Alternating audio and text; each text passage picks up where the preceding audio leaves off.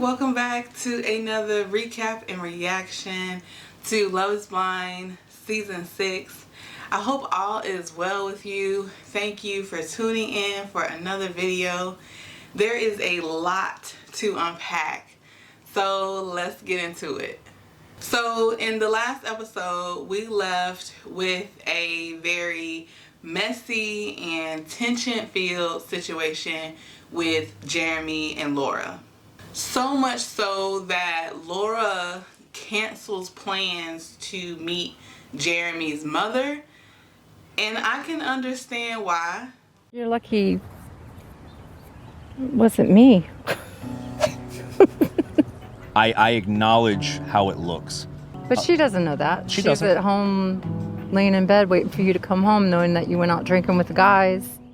I do think that this love triangle situation they have found themselves in is a deal breaker.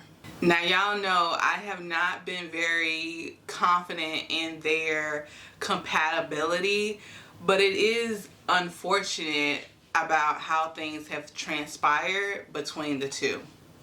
One of the familial introductions I was looking forward to seeing was that of Johnny meeting Amy's family.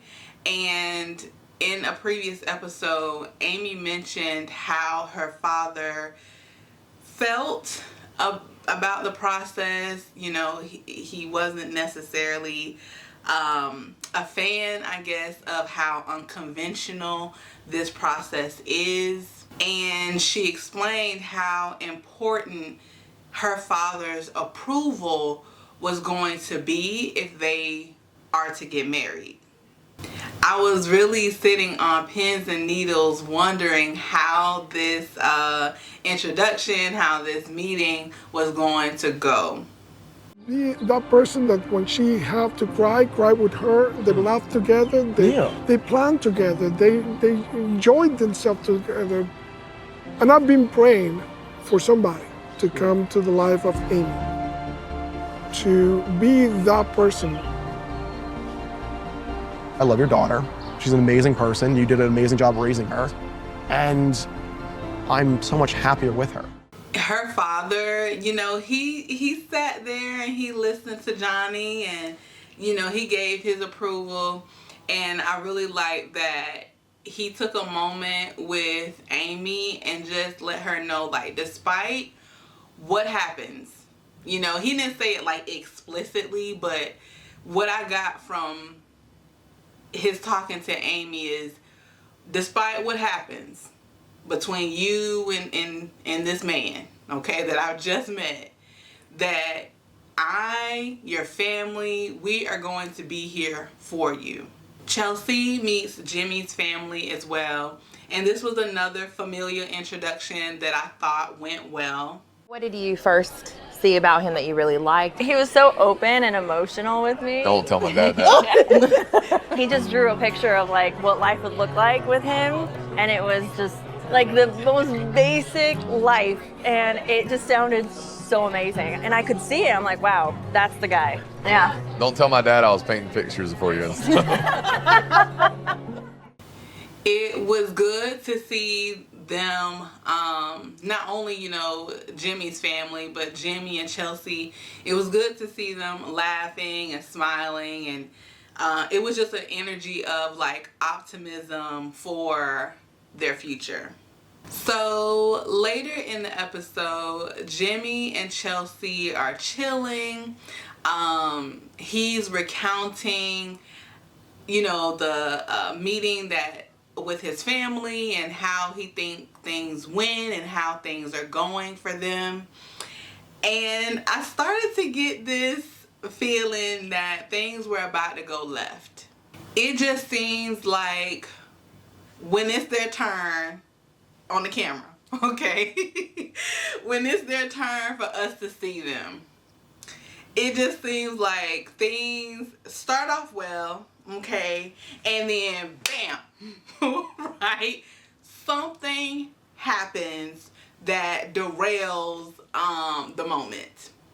'Cause I was so cranky with you this morning. I was like, man, I was so mad at him, but I love him with all my heart. Like, I love you. The camera crew leaves and you shower and get ready to go. I asked you to go out, and I know that You did not ask me. it was one of my friend's birthdays. You didn't ask me to go with you. From what I understood, Chelsea has been stewing on something that has made her cranky at him. Apparently, at some point, I guess, after the family meeting, or maybe before the family meeting, Jimmy decides that he's going to go hang out with friends. He's attending a birthday party. Now, of course, this is, like he said, she said, I wasn't there, we weren't there, right? But apparently, Jimmy says that he does ask her if she wants to go, but I guess from what, they're recounting, she had already kind of changed into her night clothes. It looks like she was gonna turn in for the night, so he figured she wasn't going to go to this party, so he leaves without her. Now, he says he wasn't gone for more than like an hour and a half. And again, he's just hanging with some friends, celebrating somebody's birthday. And apparently there were other cast members from the pods that saw him out. And there were some females that texted Chelsea to let her know that they saw Jimmy out without her. How embarrassing. Like, it's very embarrassing. And now I feel like I'm getting a facade from you, and I don't like that. I do like to go out every once in a while. And I don't But I just like want you to that, so understand why'd you where lie I'm to at. me? I want you to understand where I'm at because I haven't went out in 3 months. All I could do was shake my head in disbelief. Like, is she really upset with him about going out? Or is she more upset about the opinions, about the perceptions of others? These women that were texting her like, where are you? You're not here with your man. She then proceeds to accuse him of being some type of partier. She says he lied about his social life or his social habits, and pretty much says I feel like you lied to me about everything. And to me, after hearing her in these moments was like, where is this coming from? This was really shocking to see. It was giving me like, I want to isolate you. And I know she doesn't say that. She does not say that. Those are not her words, okay? They're mine.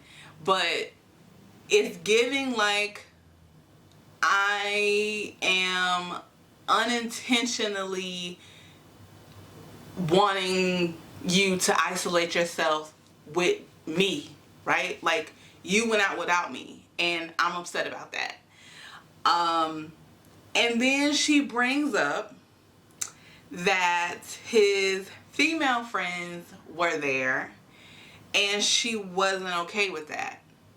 If you're fishing for me to tell you that I text my girlfriends all the time, I see. if you want to sign up with me, you have to sign up for all my friends too. It's a respecting, babe. It's a respect. I'll take a step back from hanging out with girlfriends if that's what you want. But you haven't asked me. Yes, I have, but you apparently haven't fucking listened. When? Tell me right now. Do you want me to take a step back? Of course I do, and Okay, I told you that. I'm not willing to take a step back. Really? Y'all know that was one of my concerns. Like, I was concerned that somehow she was going to use him having female friends as some sort of ammunition to accuse him of, again, his commitment to her, of his love for her, and she has voiced that that was an area of concern for her. Of course, again, given what has happened in previous relationships. But she told them at that table that she was okay with it, that she was going to accept it because she has close male friends. I felt like he did the right thing by putting his foot down. Now, I know that we don't see, every moment of their lives on this show, okay? We can, and I can only go off of what is shown. The man has said that when he's not working, most of his time he spends with Chelsea.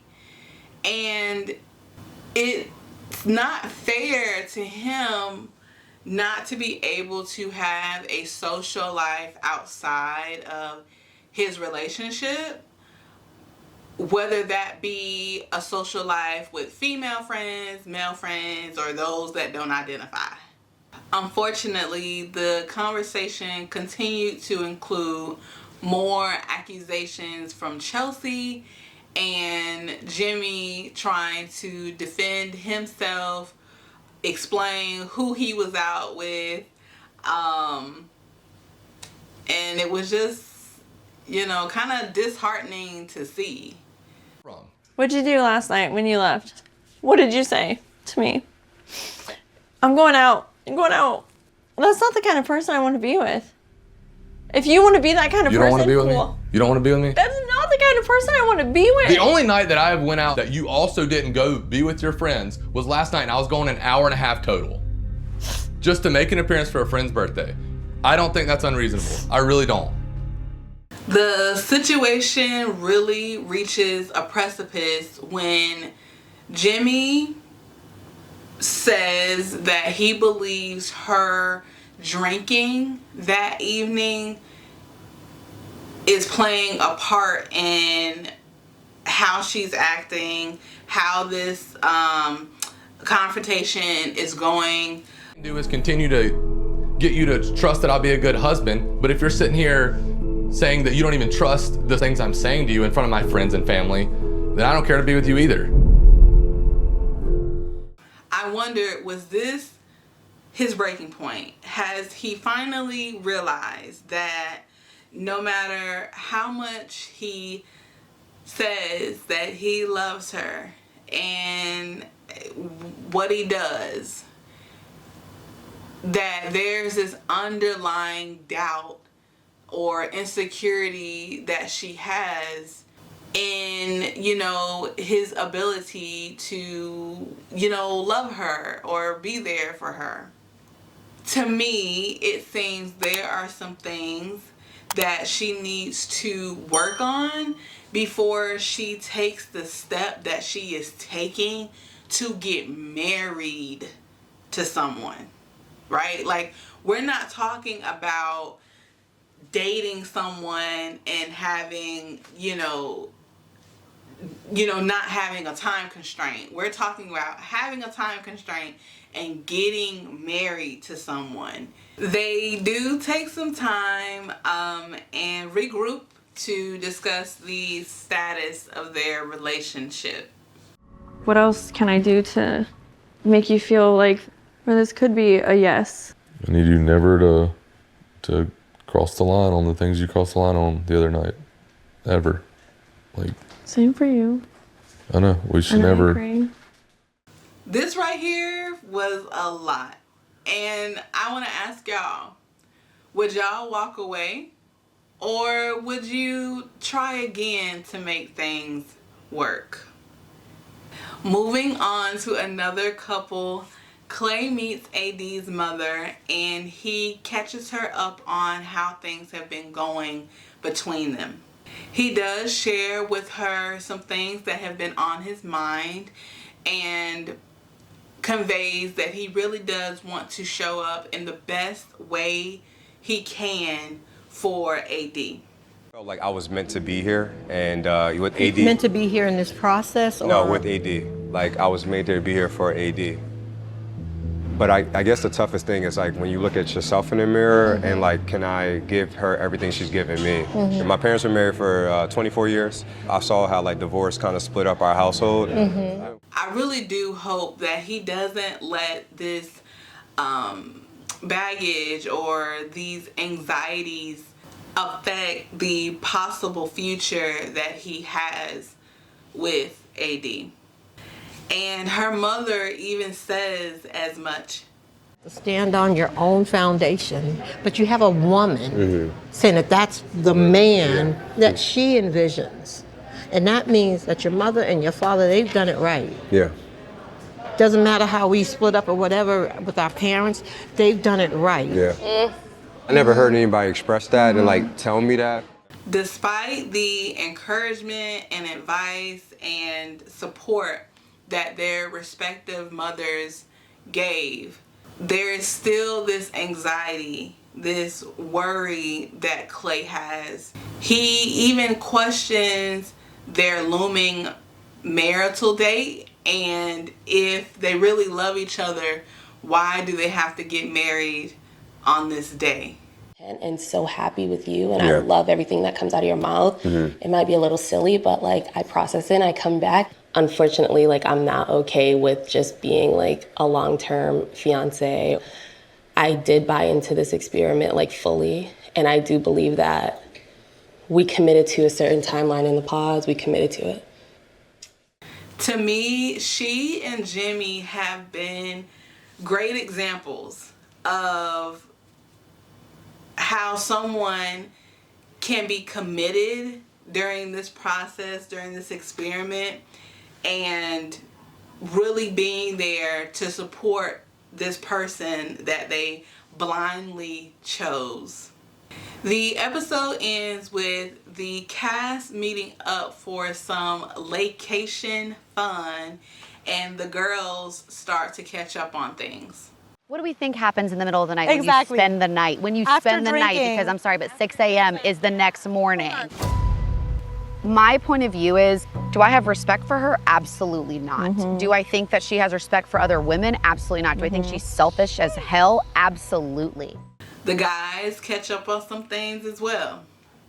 She's like, you don't need my address because I don't need anything from you. And then follows that up with, it sucks to know that your name went from fiance to just Jeremy in my phone. There are definitely lots of conversations to be had. Most of those conversations should include some closure on some things. A conversation needs to be had with Trevor and Chelsea, Jeremy and Laura, and most definitely Jimmy and Jessica. They're actually the first set to sit down and talk about things. I was crying reading that, and I know. I accept your apology.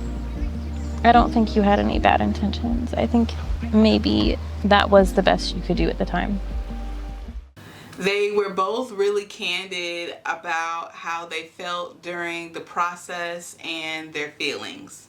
I am really proud of Jimmy for voicing that he didn't feel ready at that time to give Jessica what she needed, what she deserved, how he didn't handle some things well.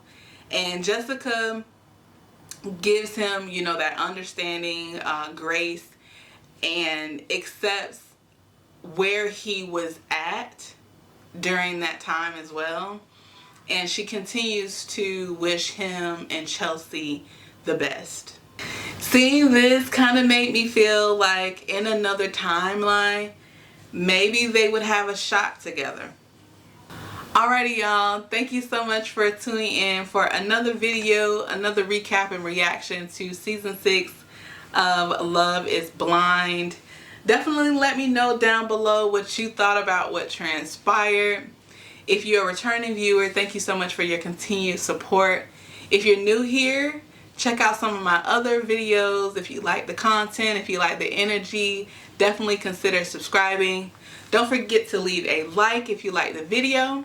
And until next time, be safe, be blessed, and I will see you later.